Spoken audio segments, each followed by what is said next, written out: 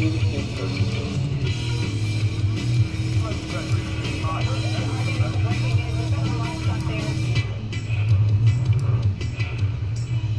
there, you Awakening Wonders. Thanks for joining me for Stay Free with Russell Brand. Happy Thanksgiving to those of you for whom that is relevant. You might be watching us on YouTube right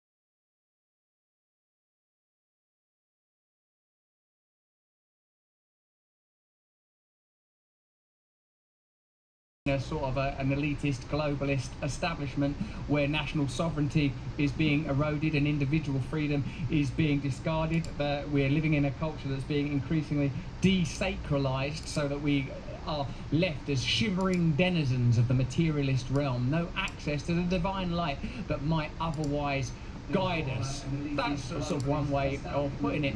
Have a look at this. Sort of individual freedom is being discarded.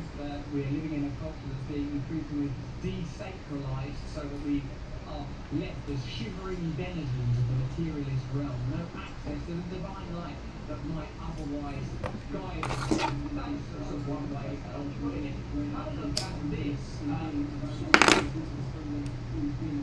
We're living in a culture that's being increasingly desacralized so that we are left as shivering denizens of the materialist realm, no access to the divine light that might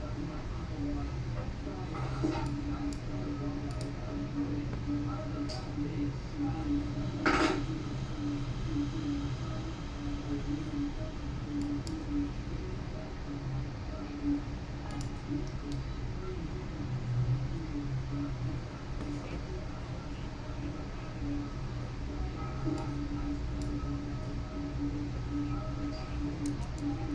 Only vote for one thing in order to vote for democracy.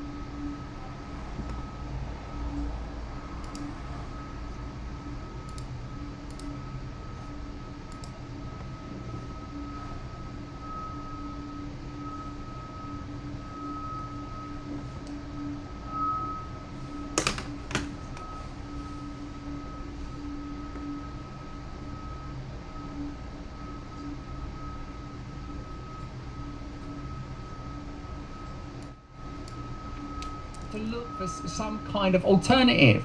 Look at the way that like the Occupy movement was crushed. If you're European, you'll know that after 2008 there was a kind of populist leftist movement. Countries like Spain elected new populist left-wing parties like Podemos. In Greece there was the rise of Syriza. All those political movements were kind of snuffed out, stamped out, assimilated into the establishment centrist authoritarian globalist regime, and people are going to go elsewhere, and you're going to see these guys with extraordinary haircuts rise. Noted, Mr. Vilder's anti-Islam party has secured 30 Greece, there was the rise of Syriza.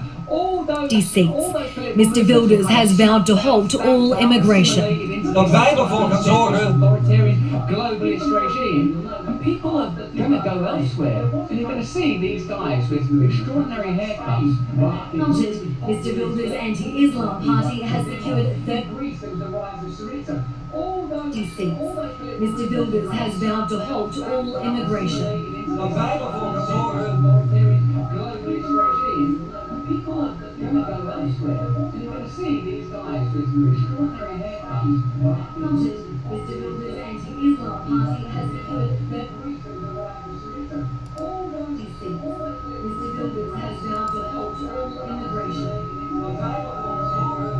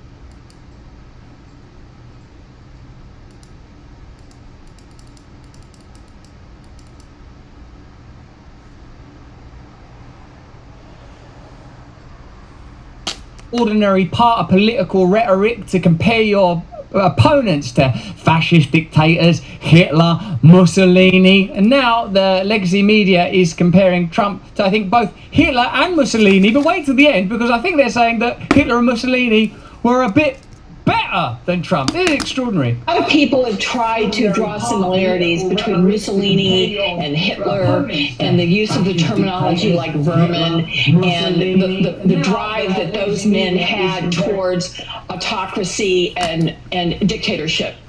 The difference, though, I think makes Donald Trump even more dangerous, and that is he has no philosophy he believes in. He is not trying to expand the boundaries of the United States of America. He's not trying to overcome a neighboring country like Putin is in Ukraine. He is not going for some grandiose scheme of international dominance. Is that like hysterical propaganda? Let me know, Y or N, in the chat. It feels kind of hysterical, that, and I don't think that's contributing or creating the conditions for reasonable democracy. Whoa. Do you notice everywhere heightened tension, heightened fear, less and less ability for ordinary, proper, open discourse? On the show tomorrow, we'll be looking in more detail at Andrew Tate's conversation with Piers Morgan, and one of the surprising things that emerges from that, most of you posting yes in the Rumble chat, by the way, and over there in the locals chat, is a kind of a call for the acknowledgement of nuance. Very surprising to hear that in a conversation between Andrew Tate and Piers Morgan, a cry for nuance, which is clearly absent on MSNBC when Hitler and Mussolini are compared to Trump, only to make the point that Hitler and Mussolini were nicer. All he wants is to look in the mirror and see a guy who's president. All he cares about a guy who's president. There he is, a guy who's president, and I am that guy. Is selfish self-promotion. That's the only philosophy he has, which makes him even more dangerous, because he is actually... No, because I think what it was with Mussolini and Hitler is they were pretty militaristic, and in the case of Hitler, genocidal racists. I mean, that was, wasn't it? That was the key complaint. They said out loud that it would be okay to terminate the Constitution to keep him in power. He said this. He actually said those words. Perhaps what's more indicative of a democracy and perhaps a planet in decline is the constant and ongoing failure of significant institutions. The Pentagon's just failed another audit. How can the Pentagon keep failing audits like this? The Defense Secretary of Defense Lloyd Austin feels we need to be doing this better and faster. Is that what he said? We need to get better and faster at doing audits. Like, if the backbone of the American military that have control of trillions of dollars can't pass an audit, isn't it likely that people are going to look for alternatives outside of the mainstream? Thank God we have independent media. Thank God, man. Another year gone by, another Pentagon audit failed. The Defense Department's taking us. It's Thanksgiving, part of Thanksgiving. First we had Thanksgiving, that's the beginning of the holidays, then the Pentagon failed their audit. Sizable chunk of your paycheck. However, it's unable to prove how it's actually spending those tax dollars. For the 6th year in a row now and counting, the Pentagon has failed its yearly audit. Look, the Department of Defense has around $4 trillion in assets. We're talking about weapons and other supplies, but this audit report found that around half of those assets can't be accounted for. Federal government agencies face yearly audits as determined by federal law. And look, the Pentagon, like I said, has failed 6 years in a row. According to the Department of Defense, the Pentagon passed 7 of its 29 sub-audits this year. The Department of Defense makes up more than half of all U.S. discretionary spending. In response to the audit... There's a crisis at the Pentagon. There's a crisis in recruitment. We're not being told the truth.